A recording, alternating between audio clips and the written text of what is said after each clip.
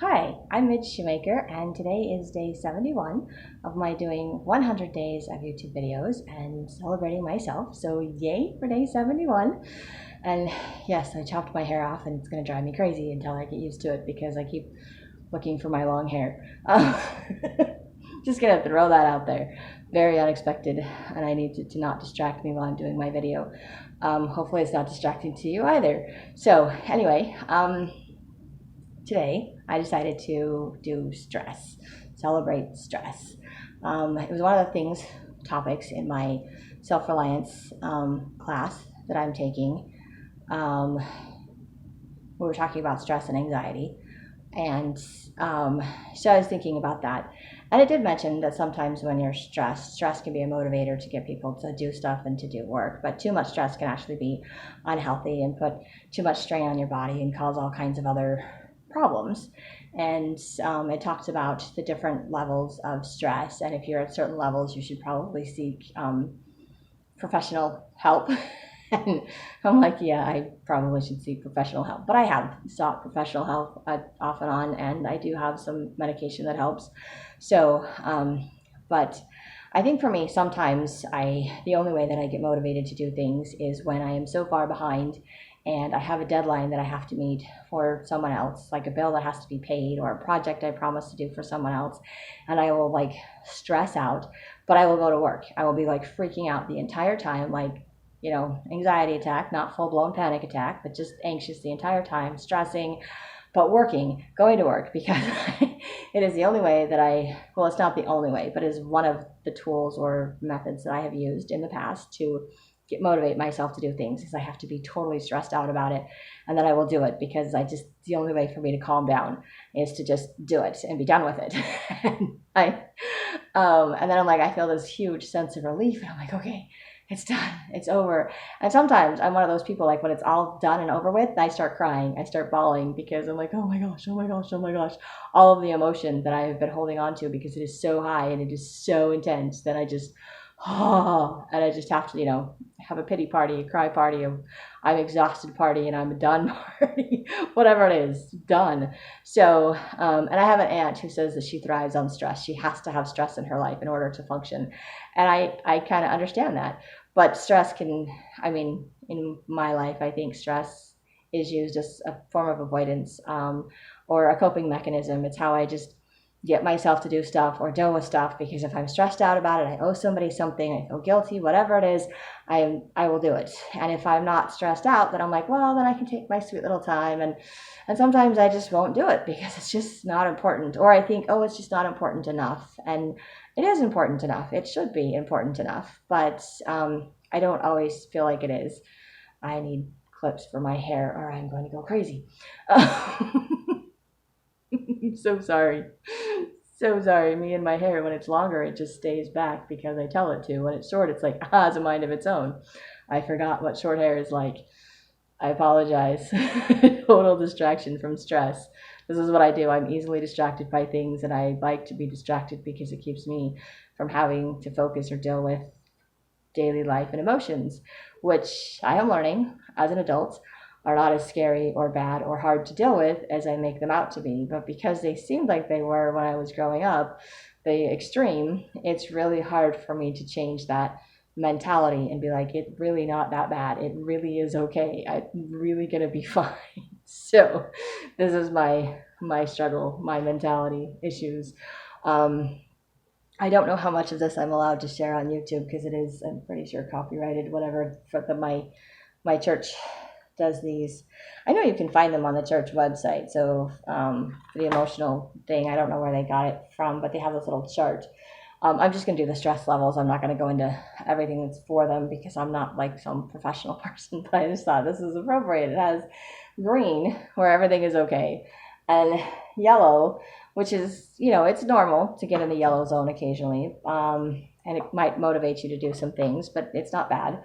Orange, no one wants to be in the orange level. I didn't know there was such thing as an orange level. I was always like green, yellow, red, right? And then the red level, which is where you're in trouble and you need to ask for help.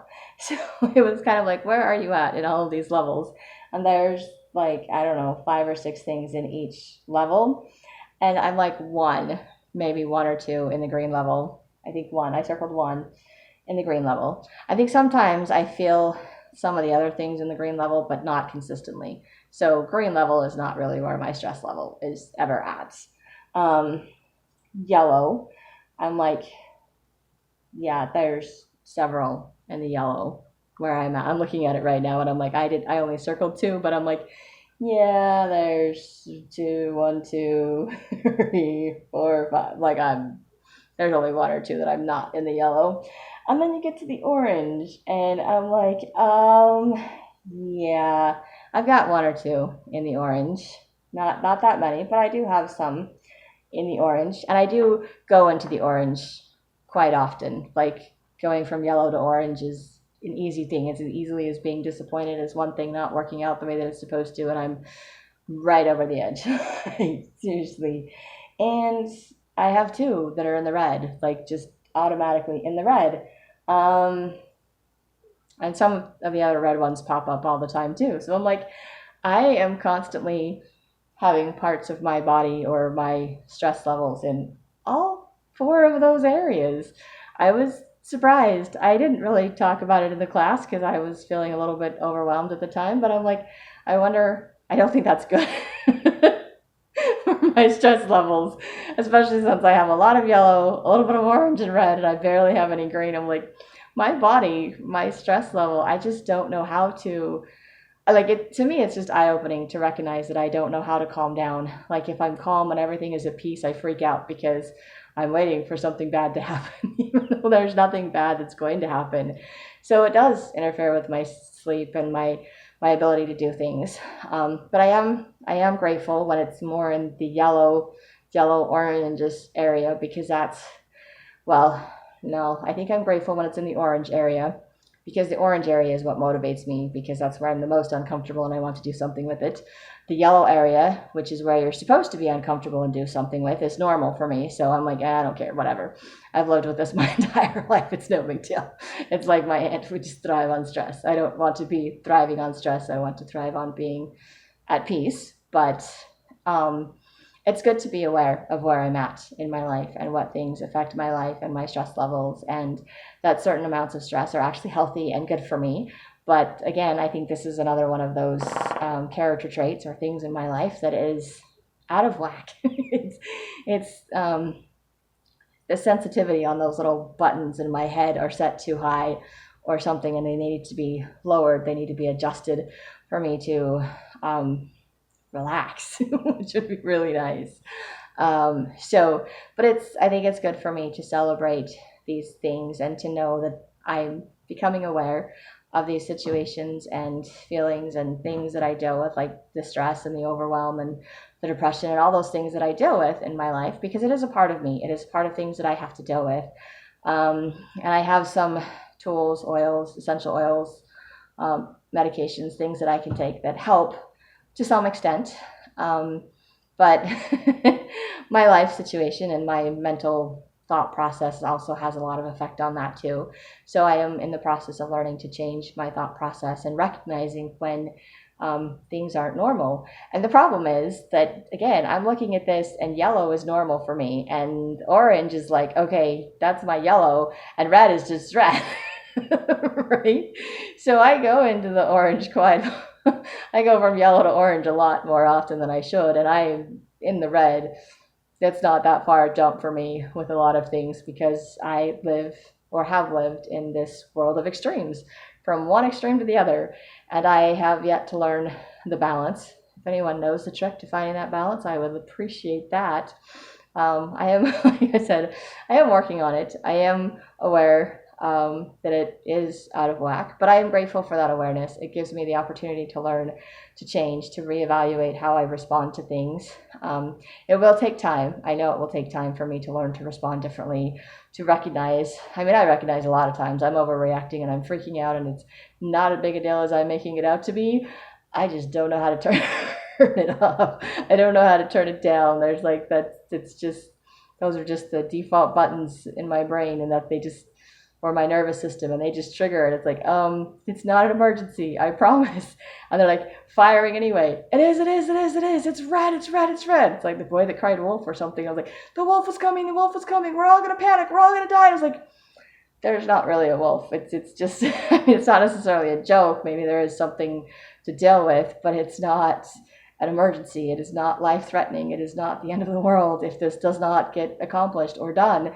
And I respond to it like it is, like it's life or death. And so that is my that is my struggle, to not be in the extreme, and try to find a balance. But at least I am aware of it, and I am grateful to know that stress is a normal thing. It's something that everyone is supposed to have. Not that I like normal, I've mentioned that before, but it's just knowing like there's a range of what's good and what's healthy and what isn't. And stress can be healthy. Stress can be an indicator that things need to change or things need to be done. And it's something in our body that produces naturally. So it's a good thing. It's just when it goes to the extreme, or when it's too constantly there, and not in the green, it can actually start to do damage, which is not good. So it's good to recognize that in myself, and to recognize that this is one of those things in my life that have gotten out of whack, that are on the wrong scale, that my nervous system seems to think that yellow is green and orange is yellow, and obviously red is still red. But I'm a little too high up on that scale, so I need to tone it down a little bit. I don't know how I'm going to do that. Honestly, I have no idea. But I am grateful to know that that is something that is healthy, or can be healthy for me. It's just not at the moment. So it's something that just needs to be reeled in, and it will be okay.